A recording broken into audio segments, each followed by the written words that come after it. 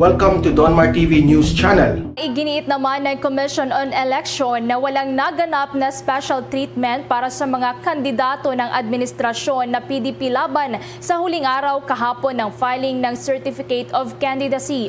Kung maalala, muling pumunta ang Pangulo sa tent na nakalaan para sa filing ng COC sa national positions doon sa Pasay City. Nagkaroon pa roon ng pagtaas ng kamay ng Pangulo para sa mga senatorial aspirants ng mga PDP laban. Ayon sa ilang opposition senators, unfair daw sa ibang mga kandidato ang ibinibigay ng Commission on Election.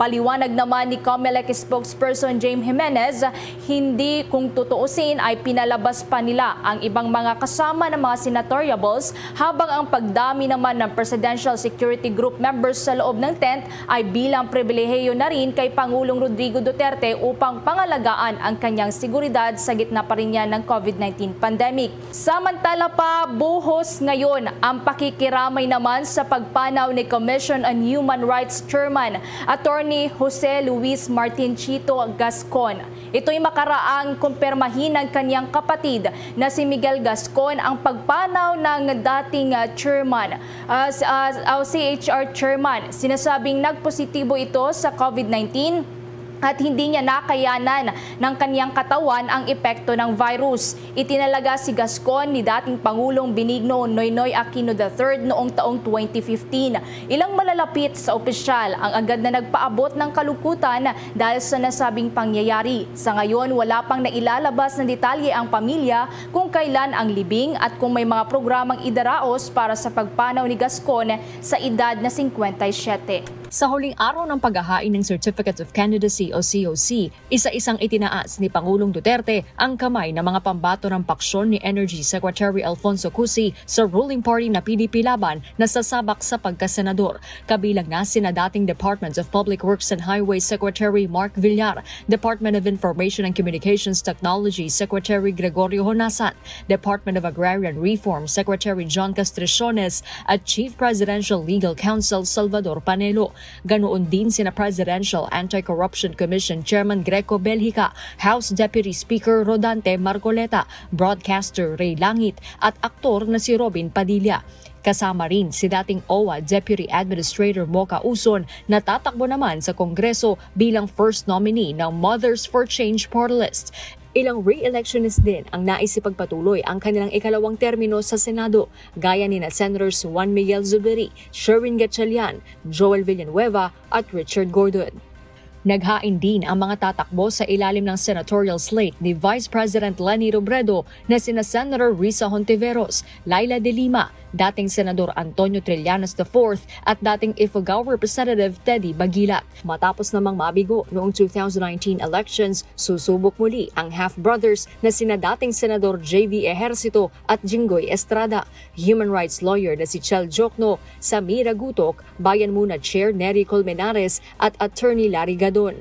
Susubok din na makapasok sa Senado sina dating Senador at ngayon Antique Representative Loren Legarda, Sorsogon Governor Cheese Escudero, dating Agriculture Secretary at Mindanao Development Authority Chairman Manny Piñol, dating Vice Presidente Jejo Marbinay, broadcaster Rafi Tulfo, dating Vice Presidente at broadcaster Noli De Castro at entrepreneur at dating radio broadcaster na si Carl Balita.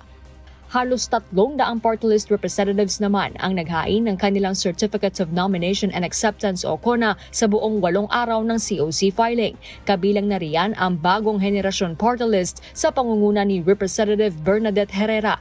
Nais ding makapagpatuloy ng bagong termino sa Kongreso ang ilang miyembro ng Makabayan Bloc gaya ng Bayan Muna, ACT Teachers, Gabriela Women's Party at Kabataan. Sasabak din ang ilang bagong party list gaya ng Malasakit Movement kung saan first nominee ang dating tagapagsalita ng MMDA at National Task Force to End Local Communist Armed Conflict o NTF-ELCAC na si Celine Pialago.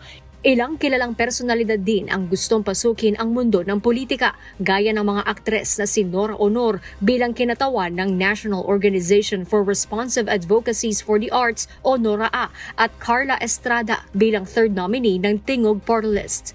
marami ring party list ang nais makakuha ng pwesto sa Kongreso para maipaglaban ang kanilang advokasya sa iba't ibang sektor. Sa kabuuan, 176 ang naghain ng kandidatura sa pagkasenador habang 270 naman sa party list representatives mula October 1 hanggang 8. Ayon sa Commission on Elections, naging matagumpay ang pagdaraos ng COC filing para sa 2022 national and local elections.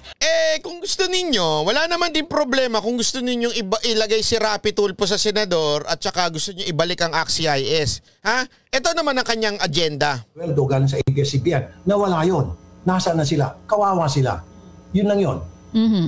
Ang sana sa susunod na kongreso at miyembro ako dyan, boboto ako na bigyan ng pagkakataon na magbukas yung mabigyan ng prangkisa ang ABS-CBN.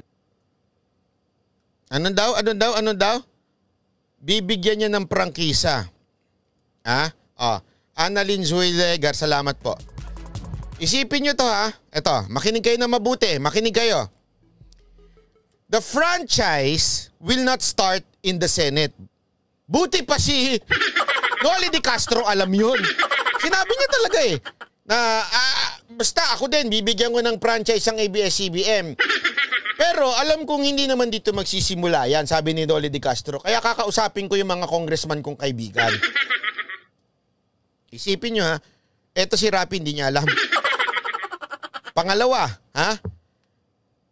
pag binoto ninyo ang ACT-CIS at iba pang mga kaalyado nito, okay? Baka kausapin at sabihin, siyempre, alam naman, ang boto niya, yes, sa ABS-CBN, yung asawa niya na nasa ACT-CIS, ang boto, no. Diba? Definitely, yes sila pagdating sa ABS-CBN. Ang nakakainis, naaawa siya doon sa mga nawalan ng trabaho, pero hindi siya naaawa doon sa mga empleyado na ngayon panalo na sa Supreme Court. Panalo Supreme Court. Ibig sabihin, mali ang ABS-CBN. Meron no silang decision. Tapos bibigyan mo ng franchise? Okay ka lang? Pagkatapos malaman ng taong bayan na ang daming pagkakamali ng ABS-CBN, ganun-ganun mo na lang sasabihin na, hindi, bibigyan ko sila ng franchise. Pwede pa sana kung, sandali, kung itinama na nila yung kanilang mga pagkakamali at pinagbayaran ng mga pagkakamali, baka pwede nating pag-usapan uli. Di ba? Sana ganun. Hindi. Basta bigyan ko ng franchise. Kaya nga sinabi ko sa inyo, dinabudol kayo. Ayaw nyo maniwala sige, mag-ACT-CIS pa kayo. Sige lang.